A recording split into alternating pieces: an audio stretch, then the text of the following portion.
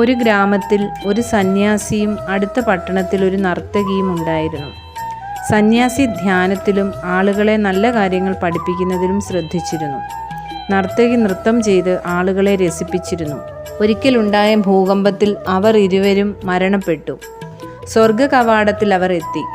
നർത്തകിക്ക് സ്വർഗവും സന്യാസിക്ക് നരകവും വിധിക്കപ്പെട്ടു. സന്യാസിക്ക് വലിയ സങ്കടവും ദേഷ്യവും ഉണ്ടായി. അദ്ദേഹം മാലാഖമാരോട് നർത്തകിയെ സ്വർഗത്തിലേക്കും തന്നെ നരകത്തിലേക്കും അയക്കുന്നതിൻ്റെ കാരണം അന്വേഷിച്ചു.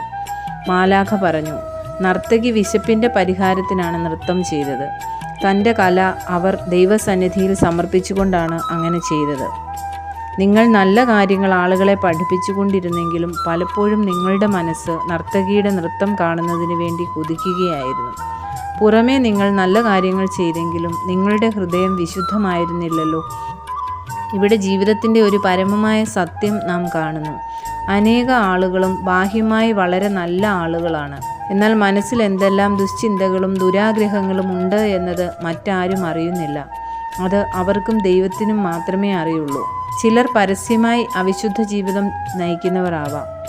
എന്നാൽ വിശുദ്ധരെന്ന് സ്വയം അഭിമാനിക്കുന്ന പലരും മറ്റവരെ പോലെ പ്രവർത്തിക്കുവാൻ ധൈര്യമില്ലാത്തവരാണ്. അശ്ലീല വിഷയങ്ങളിൽ രഹസ്യമായി രസിക്കുന്ന അവർ തങ്ങളുടെ മുഖംമൂടി വീണു പോകാതിരിക്കാൻ ബുദ്ധിമുട്ടുന്നവരാണ്.